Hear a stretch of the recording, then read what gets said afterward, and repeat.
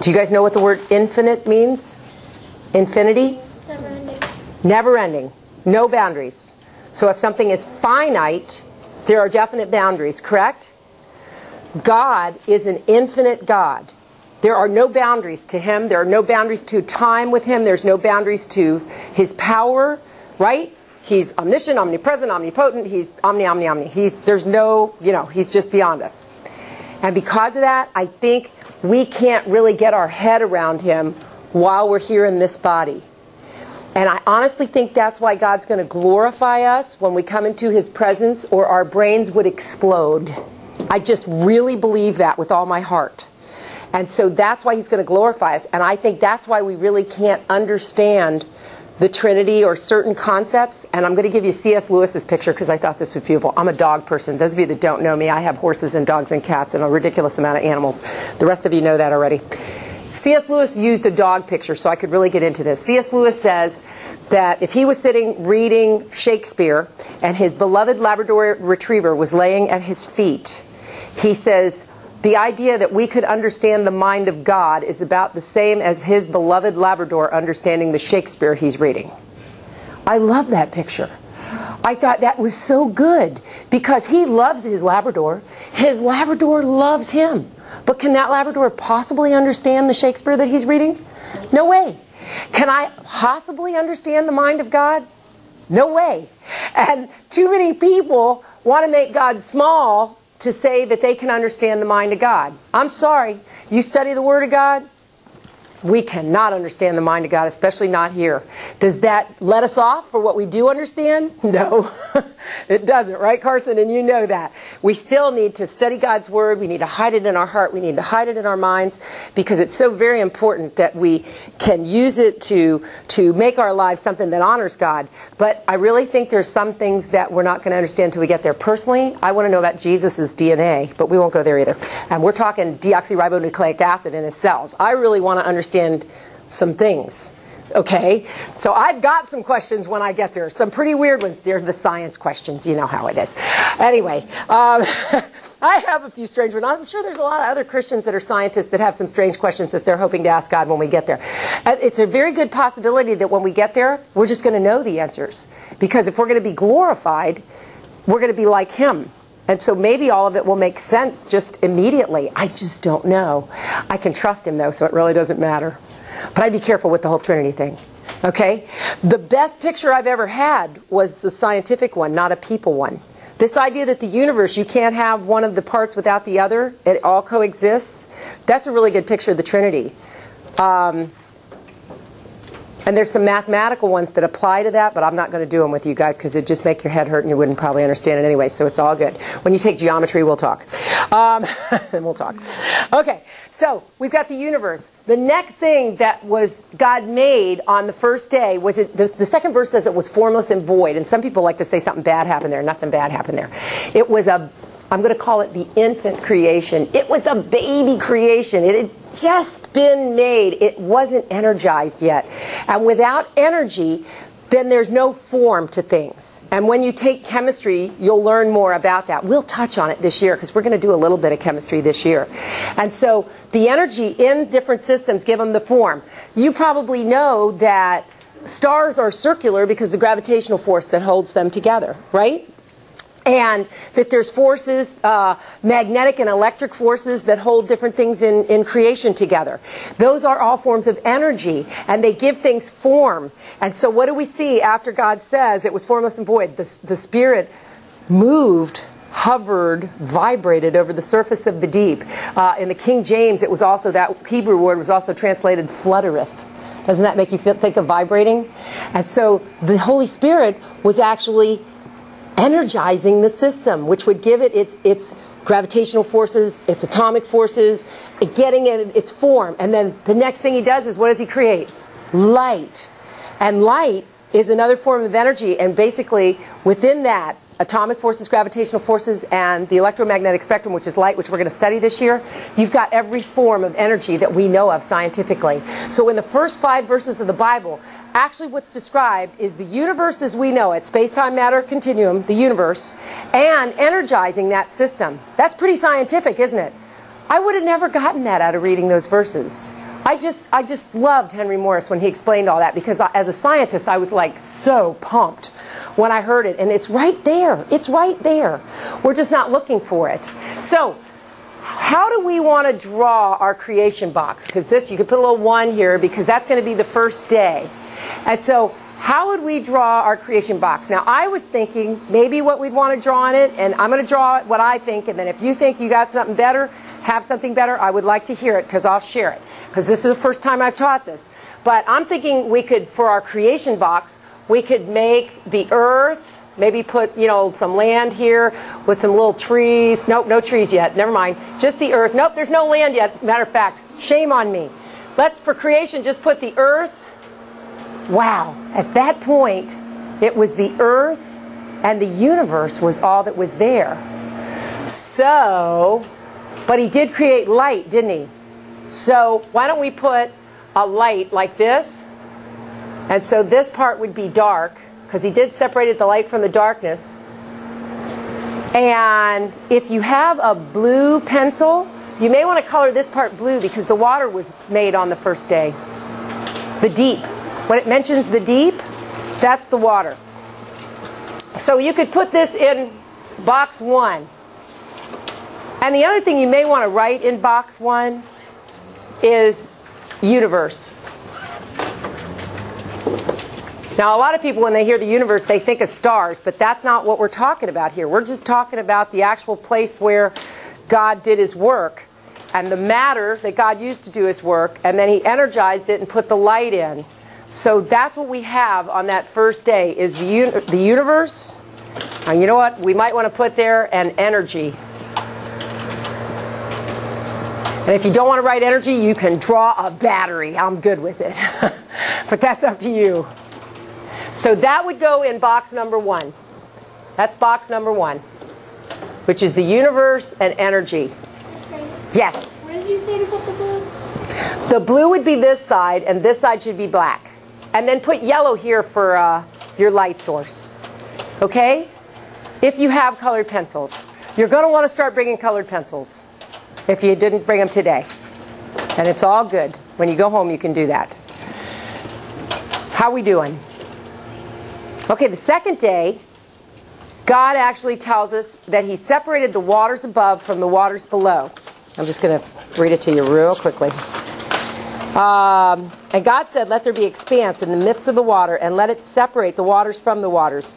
God made the expanse and separated the waters which were below the expanse from the waters which were above the expanse, and it was so. And God called the expanse heaven, and there was evening and there was morning the second day. What do you think of when you think of the waters above and the waters below?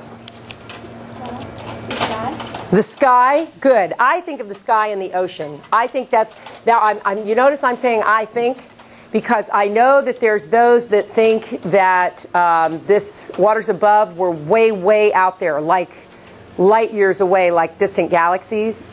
And that's beyond what my brain can deal with. So we're going to go with the real obvious waters above and waters below being the water in the atmosphere and the water in the ocean. But I just want you to know that it could be more detailed than that. Just want to give you that heads up, okay? So that if you ever see that, you'll understand.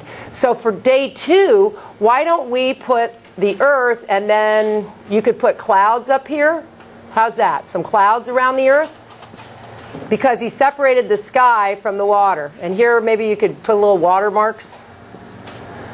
Okay? Because we know that on the second day God separated the sky from the water.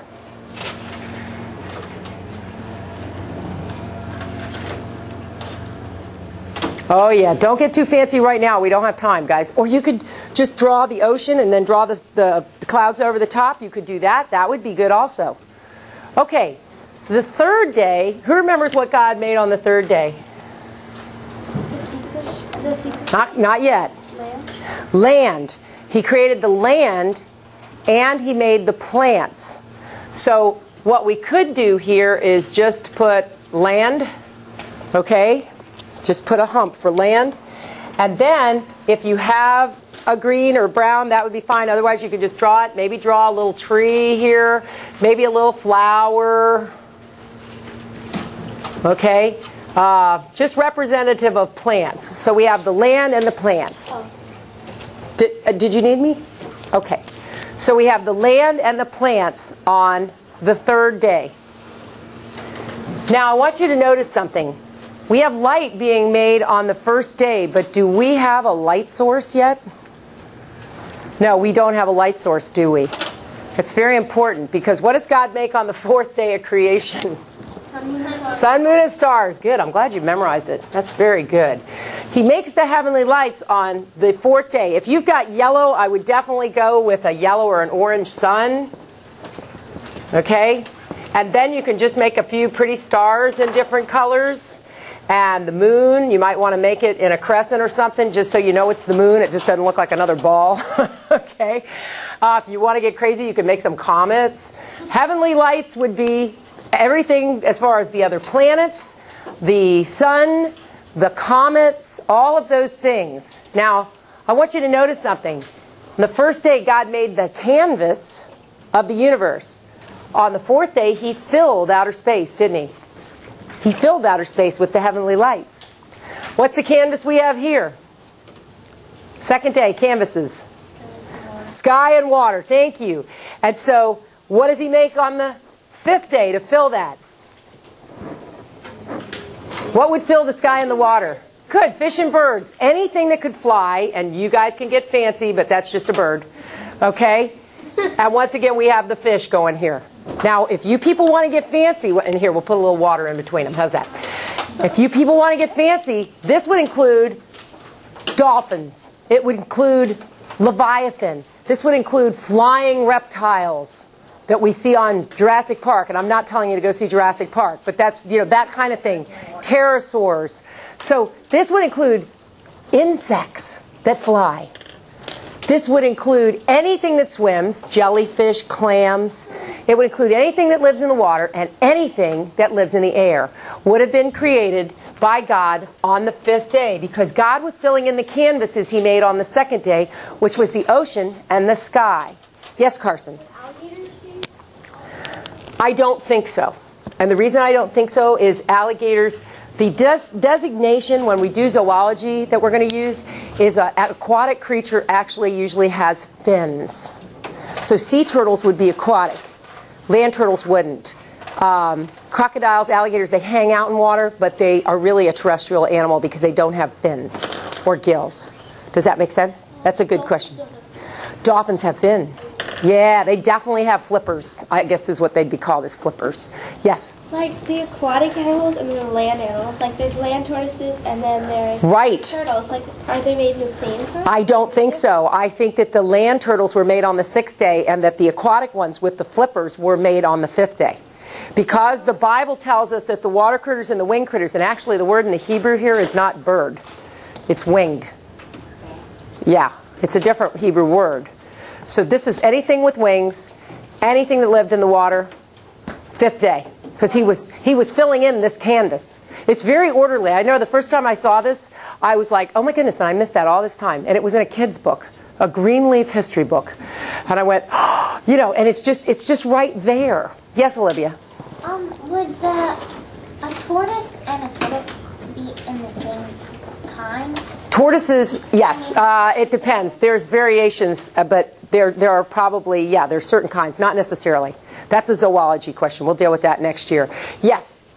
Just real quick, on day 4, there was another word for the sun, moon, and stars. Luminaries? Is that how you say it? Luminaries was on that picture. That just means things that have light. It's good. Luminous, there's light. That's what it comes from. Yes, I got that picture from Answers in Genesis, and that already had that in there. That was good. That was good. Okay, so what do you think He made on the sixth day? Land and animals. Land, animals, and man. Now, I'm going to leave it up to you. You could draw a horse if you want to. Here, let's give you a little horse here. Whee! I make this little weird horse, so I'll just make you a little weird horse. Okay, there's a little weird horse. He's a little cartoon horse. You do whatever cartoon animal you want, okay? And this one's got ears, and he's got a little mane here. There he is. And there's his big tail, okay? Big eye. There he goes. Okay, there's the little horse, all right? You also want to put a person in this picture, so I'm going to put the person over here near the horse saying hi. Hello, horse. Hello. And so here you go. If you're better at drawing pussycats, draw a pussycat. If you, whatever land animal turns you on, you know, a dinosaur. Dinosaurs, that would work. But do put a person, actually you need to put two people in this picture. We're going to give Eve a dress here and hair because she was also made on the 6th day. Both man and woman were mankind. Now, we all know that Adam was made by God from the dust of the ground, and God put him together and breathed life into him. And then, we really don't have time to go through it all in great detail, but God had all the animals, the land animals, walk in front of Adam and kind of made the point to Adam when he was looking for a helpmeet. Okay, Adam, you notice all of them come in pairs, male and female, and have you noticed you're missing one? Okay, and so then after Adam names the animals, then God says, okay, now that I've whet your appetite and you know you're missing something, here she comes. And he put him back to sleep, and he took a piece of his side out, and he made Eve. But that all happened on the 6th day. I want you to understand that. That all happened on the 6th day.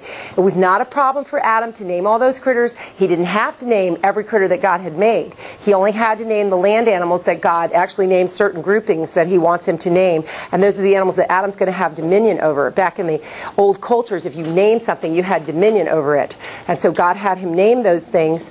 And there weren't like all the variations of dogs we think of today. There weren't wolves and jackals and hyenas and coyotes and dingoes. There was just dogs. Dogs. You know? That was it. Okay? There was the horse kind. Just not all the zebras and the donkeys and all the different things we think of today. There were just horses. Just a pair. And so he didn't have to go through and go, zebra, donkey. No, no, no. It's horse. And however you'd say that in Edenese, which I'm saying because from Eden, Edenese. Anyway, okay, that's from Ruth Beechick, so we won't go there. The other thing that your book mentioned was, remember, this original landmass was probably one big landmass. Who remembers what was the name of it? That people have named it today. Josh? Rodinia. Good job, Rodinia, which is for Russian for motherland. I know the only one I ever heard of before this recent stuff was Pangea. Pangea actually existed later. Rodinia was the original, and I found out even the evolutionists call it Rodinia. It's just that that was the original landmass. So anyway, yes? How do the evolutionists think that Rodinia formed into what we have today? They think that it very, very, very, very, very slowly moved. Like today it's moving at about 2 inches per year. And so they think that that's how slowly it has moved apart, which we're going to learn otherwise. Now we got to do one last thing. And if you have read, I would suggest using it. If you don't, it's okay. What you want to do is, after all this, if you have room, if you don't, maybe down here, wherever you have room, I want you to write the word death and then put a not. So you put a circle around it with a line through it, and that means not, whenever you see that. Did you guys know that? Yeah. Okay, that's like a universal symbol for no. And so what does that mean? There was no death originally, was there? No death originally. Anything with the breath of life, the nephesh, there was no death originally. That didn't happen until after Adam and Eve sinned. And that's when the curse of death came on all creation. Okay? Now I'm going to erase this because we're going to go on. There's one other thing that we really need to cover today, and we're running out of time. So if you are working in your book at all, you can turn over to page 8 in your workbook. If not, just go back to the bottom of the first page we worked on, and we'll put this last part there. Okay? That way you'll just have used 2 papers. So everybody go back to the bottom of the first page you worked on. Answers in Genesis, who wrote, actually, they took care of publishing the textbooks that we're using this year. They teach 7 parts to creation, the 7 C's of history. And they do that because it's easier to remember something about history that way. Who remembers what's the first C? So we're going to put the 7 C's. Yes? Creation. Creation. You're next, Jordan, okay? So the first C, should we call it number 1? Let's just call it number 1. The first C is creation. Well, we just discussed that in some detail, didn't we? Right? Okay, Jordan's going to tell us the second one, and it's corruption. Does anybody want to tell me what is that referring to? Let's try. Give me somebody else a chance. Zach. the fall of man, That's exactly right. Sin. Sin. When sin entered the world, and we know she did it first, let it go. When sin entered the world, that was corruption, and all creation went under the curse of death and started to deteriorate, didn't it? Very good. Who wants to do the third one? Let's give somebody else a chance. I know you're ready, and I'm so appreciative. Come on, somebody else. Let's give them the third. It's on page 8. Look at page 8. They're listed right there. Come on. Who wants to give me the third one? Yes, ma'am. Good. Catastrophe. Now, for this one, I can actually think of a picture. Oh, you're going to do the next one. Hang on. You don't have to draw this picture, but you know what this one makes me think of? It makes me think of Noah's Ark with a big wave. Okay? You don't have to do that, but that's what that one makes me think of. So what is the catastrophe talking about? Luke, what's the catastrophe talking about? I'm sorry?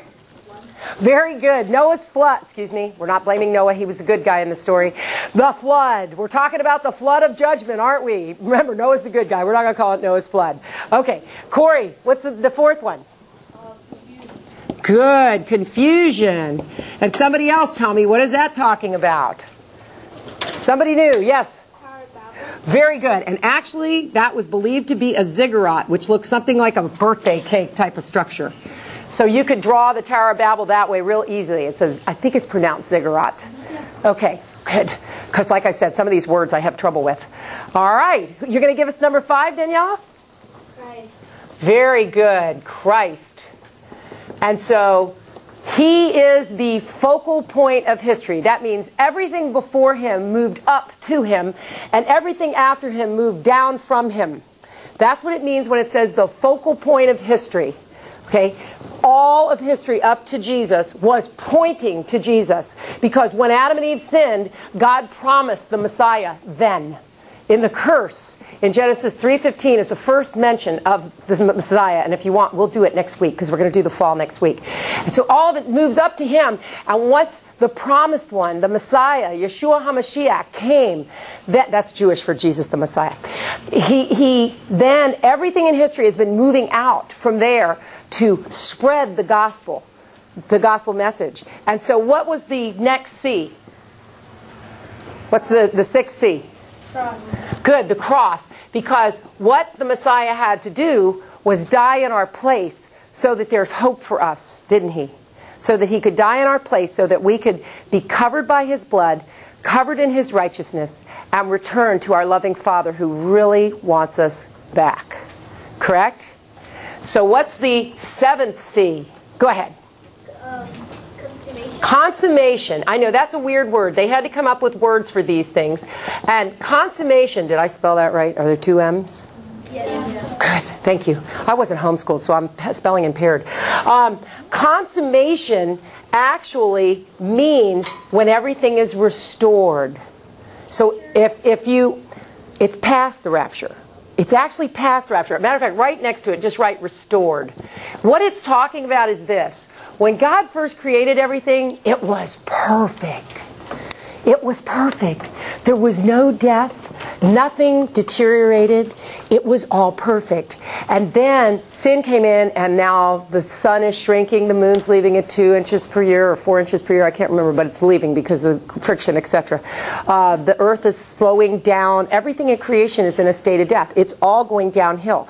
But when, after the rapture, after Jesus comes the second time and puts it all right, then the Bible promises that God's going to put everything back to its original perfect condition, and we will live there with him.